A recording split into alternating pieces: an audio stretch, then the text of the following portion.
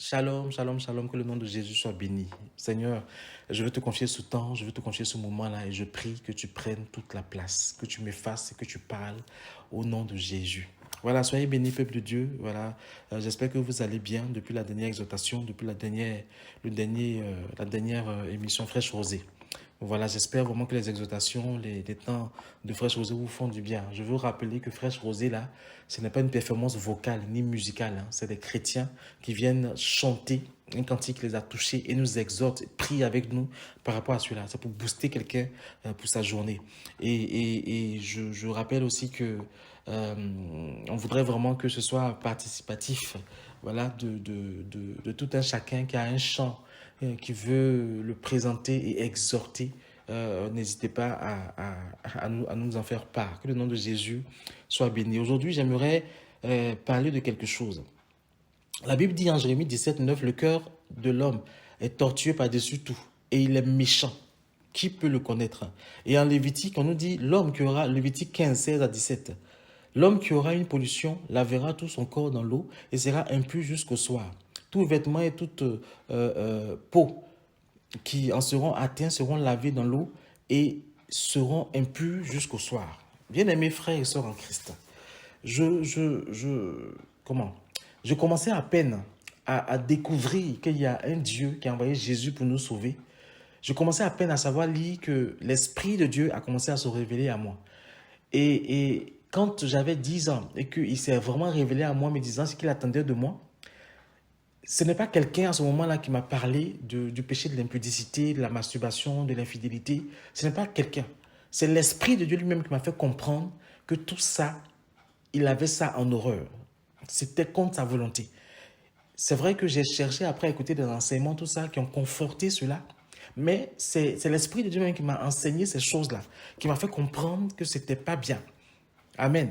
Et aujourd'hui, le Seigneur a encore orienté mon esprit vers ce message sur la masturbation parce qu'il m'a dit, et je cite, beaucoup de mes enfants en sont encore victimes. Dans le couple, dans le célibat, ils en sont encore victimes. Et aussi bizarre qu'on puisse le penser, de plus en plus de sœurs aussi en sont victimes. Et le Seigneur m'a affiné quelques pensées que j'aimerais partager avec vous. Amen. Il faut comprendre que dans le monde, on dit que la masturbation n'est pas un problème. Ce n'est pas un problème de santé ni physique ni mentale. Mais ces mêmes gens qui disent ça ajoutent quand même que si cela envahit trop nos pensées, au point de devenir gênant, cela peut devenir une addiction. Et quand on parle d'addiction, on parle d'esclavage. Quand on parle d'esclavage, on parle de servitude dont on a besoin d'être délivré. Amen. Le monde parlera même des bienfaits de la masturbation. Mais est-ce que spirituellement, on peut parler de bienfaits de la masturbation? Est-ce que la masturbation est quelque chose qui nous garde dans la volonté de Dieu? Amen. Il faut vraiment qu'on écoute un peu ce message. Ce n'est pas un enseignement, c'est vraiment une exhortation. Amen. Donc, il faut comprendre que la masturbation est purement et simplement Amen. Un don de sperme au monde spirituel qui en fera ce qu'il voudra. Oh, l'Esprit de Dieu m'a dit ça clairement, c'était clair. Je répète, la masturbation est purement et simplement un don de sperme au monde spirituel qui en fera ce qu'il voudra. Je vais expliquer quelques petites choses encore que l'Esprit de Dieu m'a montré et je vous dis que c'est pas quelque chose à banaliser. Amen. Quand on se masturbe, c'est qu'on veut satisfaire à une certaine pulsion. Et cette pulsion-là se fonde sur un fantasme, sur une image qu'on se fait dans nos pensées. La masturbation, en général, tire son origine d'une convoitise ou d'un désir sexuel qu'on a envers quelqu'un. Amen. De façon générale, la masturbation n'est pas forcément lié à l'esprit de nuit ou femme de nuit, mais la masturbation peut être une porte ouverte pour l'esprit de nuit ou pour la femme de nuit. Amen. Je rappelle quand même que l'esprit de masturbation est un petit esprit de forme. C'est pas un gros esprit. Comment je dis ça? Si on devait le dessiner, on le dessinerait petit, mais il a une queue. Il a une queue qui va directement vers nos parties intimes. À chaque fois qu'il veut toucher, cette queue-là, c'est notre main qui va aller vers nos parties intimes et qui va nous pousser à nous masturber. Mais cet esprit-là ne peut avoir de l'envergure, qui peut avoir de l'emprise sur nous, que quand nous-mêmes nous ouvrons une porte par nos pensées, par la convoitise et autres. Amen, amen. Donc la queue de cet esprit-là touche les parties intimes. Il a une tendance à ramener sa tête vers sa queue et cela entraîne le fait de se masturber. Mais je rappelle que cette tendance à ramener sa tête vers sa queue est favorisée par, comment je vais dire ça, la pensée de convoitisme, le désir sexuel on peut avoir par rapport à quelqu'un. Amen. Et je rappelle en aparté que l'énergie dégagée pendant un acte sexuel est compensée par l'énergie dégagée par notre partenaire.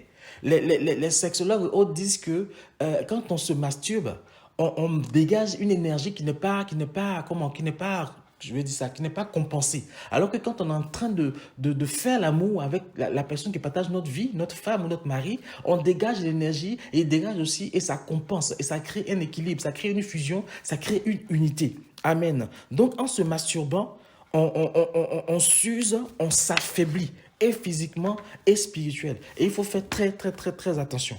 Amen, amen.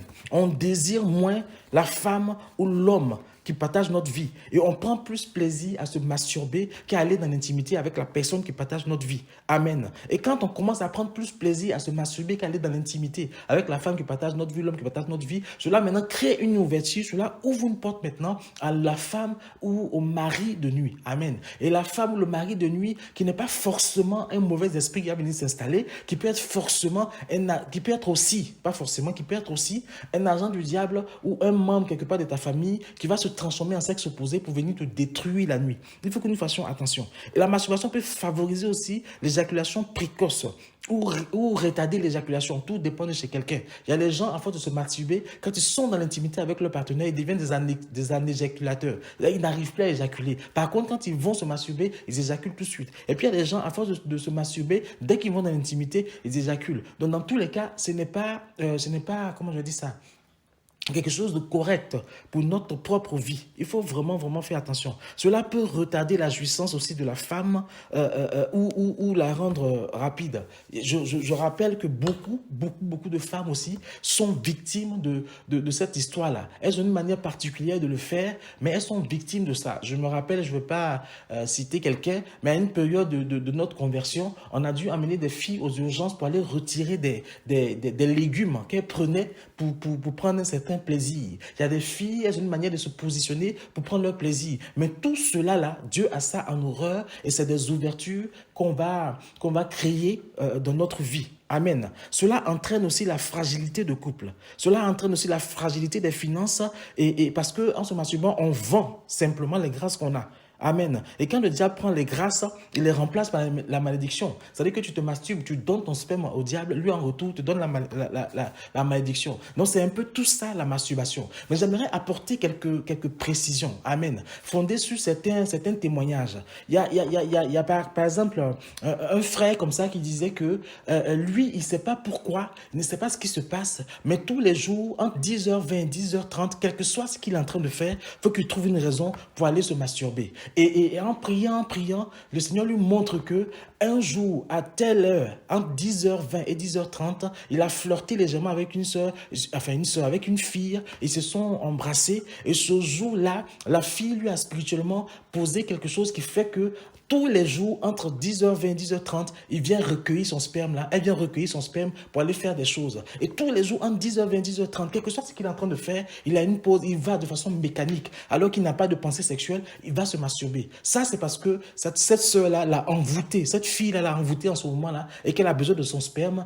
pour faire des choses et elle vient prendre son sperme. Ça crée chez ce frère l'assouplissement, ça crée chez ce frère la fragilité dans tous les domaines de sa vie. Et quand le Seigneur a permis qu'il découvre ça et qu'il a demandé pardon, Seigneur, pour ce flirt léger avec cette sœur qui n'a jamais pardonné, sa vie a commencé à aller mieux. Il a arrêté de se masturber automatiquement et petit à petit, il a été délivré. Amen. Je vais vous rendre le témoignage d'un autre frère. Lui, c'était chaque nuit, À 3 heures du matin, quel que soit ce qui se passait, il se levait comme un robot de son lit et puis il partait se masturber et revenait se coucher. Chaque nuit, bien aimé, chaque nuit, il partait faire un don de sperme. Parce que le sperme que vous dégagez dans la masturbation, ça va peut-être dans le WC, ça va, mais il y a un esprit qui le recueille. Il y a quelqu'un qui le recueille pour aller donner à quelqu'un d'autre, pour faire des choses avec ça. Et lui aussi, il a compris que il a eu une relation avec une fille à un jour passé à 3 heures du matin. À 3 heures du matin, et après, il a compris qu'il avait péché, il a rompu à la fille, mais c'est pas repenti correctement. Et la fille l'a aussi envoûté, et ça faisait que tous les jours, à 3 heures du matin, elle venait recueillir le sperme du frère. Bien aimé, c'est quelque chose comment, je vais dire pas bien. Le monde spirituel n'est pas un monde de bisous, bisous. C'est pour cela que il faut faire attention. Quand Jésus dit qu'une personne qui convoite une femme, pour lui, a déjà commis l'impudicité, c'est pas rien. Parce que cette convoitise-là que tu as eue, si tu ne te répands pas, ça sera une ouverture et quelqu'un va venir te créer des problèmes. Il y a des sœurs qui, à des moments de la nuit, sentent que quelqu'un est en train de faire quelque chose avec eux. Elles sentent que leur corps a pris plaisir et puis elles se réveillent, il n'y a personne. À un moment, il y a des sœurs qui, à ce moment de la nuit, se retrouvent mécaniquement en train de se masturber et jusqu'à aller jusqu'à la jouissance. Quelqu'un vient recueillir tout ça pour aller leur faire du mal. Et quand tu vois toutes ces sœurs-là, à un moment donné, elles ont fait quelque chose avec un homme dont elles n'ont pas confessé au Seigneur pour être lavées et ça crée des situations. Donc, arrêtez de fantasmer sur des personnes que vous ne connaissez pas. Arrêtez de flirter avec des gens que vous ne connaissez pas. Et puis, il faut se dire quelque chose. Quand tu es enfant de Dieu et que tu viens dans l'église et que tu cherches à flotter avec quelqu'un, il y a un problème. Une sœur qui cherche à flotter avec toi dans l'église, bien aimé, il faut fuir. C'est qu'il y a un problème. C'est que sa foi n'est pas bien ou bien elle a une intention derrière. Les masturbations mécaniques comme ça sont des procédés que des envoûtements ont permis, des ensorcellements ont permis et des gens viennent voler vos grâces de façon systématique sans que vous fassiez attention. Il faut vraiment faire attention. Bien aimé, il y a un frère en Christ qui un jour dans sa balade a convoité une sœur, excusez-moi, je dis sœur parce que a convoité une femme. Et il a convoité comme ça, puis il a fait « Seigneur, pardonne-moi ». Puis il est parti. Et dans son sommeil, quand il est venu dormir là, il a vu la femme qui lui a demandé pourquoi tu me regardais, pourquoi tu m'as convoité. Et bien aimé, à partir de ce jour-là, à l'heure à laquelle il a convoité cette femme-là, à cette heure-là, quelque chose qui se passe dans sa vie, il faut qu'il fasse une pause pour aller se masturber. Et il en souffrait. Il était devenu esclave de la masturbation. Il ne prenait plus plaisir. C'était comme si quelque chose de mécanique, on le forçait à faire, jusqu'à ce que le Seigneur lui révèle clairement et qu'il soit libéré. Je dis tout ça pour que vous compreniez que la masturbation, c'est pas quelque chose d'anodin. La masturbation, c'est pas quelque chose qu'on fait comme ça parce que on veut le faire pour... Non, c'est quelque chose de plus grave. C'est quelque chose où tu donnes toi-même ta bénédiction à quelqu'un qui va en faire quelque chose voilà, qu'il voudra. Hein? Et c'est vrai que quand j'ai parlé du sexe comme une porte d'entrée, j'ai parlé sur la masturbation, mais la masturbation, on a l'impression que comme on est seul, on ne fait pas du mal à quelqu'un. Il n'y a personne qui nous vend nos grâces. Mais si quelqu'un recueille ta jouissance, quelqu'un recueille ton liquide, quelqu'un recueille ton sperme et va continuer de t'envoûter avec ça et faire des choses avec ça. Donc bien aimé, si tu souffres de ce péché-là, il faut demander à Dieu de te libérer. Si tu souffres de ce péché-là, il faut demander à Dieu de te délivrer de ça. De te délivrer de ça. Il n'y a pas 1000 solutions. C'est aller devant la face de Dieu, demander pardon, reconnaître qu'on a été soi-même un problème pour ça, une ouverture pour ça. On a convoité, on a flirté, on a couché, on a fait ça, on a aimé. Seigneur, pardonne-nous, délivre-nous et demander à Dieu que tout le sperme qu'on a dégagé là, que Dieu puisse permettre qu'on puisse restituer tout ça, on puisse récupérer tout ça et que toutes les grâces qui ont été volées nous soient restituées. Si tu es une femme et que tu es surprise de façon mécanique en train de te masturber, toi-même dis, c'est la même chose. Réponds-toi, cherche à ce que l'Esprit de Dieu te révèle quand ça a commencé et que tout ce liquide-là que tu as perdu, qui a été pris pour faire quelque chose, Dieu permet que ce qui t'a été volé soit restitué. Bien aimé, le corps parfois peut réagir différemment de ce que nous voulons. Tu peux voir une femme alors que tu ne l'as pas convoitée, mais ton corps réagit parce qu'elle t'a attiré. Bien aimé, il faut là aussi reconnaître que ça t'a attiré, demander pardon pour ne pas créer des ouvertures. Je rappelle que le diable ne vient plus avec des cornes, ne vient plus avec avec une fourche, même si parfois c'est toujours le cas, mais il vient de façon astucieuse, il vient avec le sourire, il vient avec la douceur, il vient tel un serpent te séduire. Et quand tu vois une faille, il frappe. Beaucoup en sont victimes, beaucoup en sont victimes. Et il faut faire attention. Ta femme ne t'attire plus parce que tu prends plus plaisir à te masturber. Ton mari ne t'attire plus parce que tu prends plus plaisir à te masturber en pensant à telle personne, telle personne. Il y a même des sœurs qui se masturbent en pensant à leur pasteur, en pensant à leur dirigeant, en pensant à leur responsable. Les frères qui font pareil, en pensant à la femme de leur pasteur, en pensant à la femme de leur frère. Bien aimé, il faut faire attention. C'est des ouvertures que vous créez et ça va vous détruire. À cause de la masturbation, non seulement vous serez détruit sur cette terre, dans tout ce que vous faites, et en plus, vous risquez de perdre le salut. Il faut vraiment faire attention. Donc, si tu en souffres, si tu en es esclave, va voir ton pasteur, va voir ton conducteur. Si tu veux, viens parler avec nous, mais il faut que tu en sois libéré. Dieu peut te délivrer, mais parfois, il a besoin que tu saches d'où ça vient pour qu'il puisse te libérer. Amen. C'est pour cela que la Bible dit que Dieu est fidèle et juste pour nous pardonner quand nous nous repentons, quand nous sommes sincères, quand nous reconnaissons nos fautes. Il est fidèle et juste pour nous pardonner. Parce qu'à partir de ce pardon qu'il nous accorde là, il aura une délivrance de tout ce que le péché là a pu induire.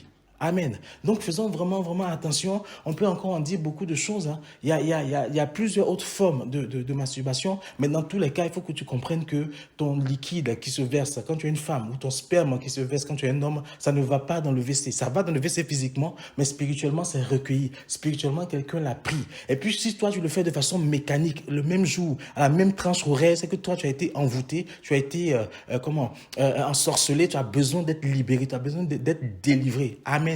Depuis que tu te masturbes, ta vie spirituelle ne va plus. Tu n'arrives plus à prier. Tu es comme assoupi. Alors que tu es un homme de feu, une femme de feu. C'est qu'il y a un souci. Tu as besoin d'être délivré. Tu as besoin d'être libéré. Et l'Esprit de Dieu est là aussi pour te délivrer. Il veut que tu te laisses faire. Et toi, tu veux être libéré de la masturbation, mais tu pries, mais tu n'es pas libéré. Parce qu'en réalité, tu aimes. Tu aimes ce qui se passe. Ton corps aime ça. Il faut admettre, il faut avouer à Dieu que tu aimes ça. Mais tu sais que c'est un péché. Tu as envie d'être libéré. Il va te libérer.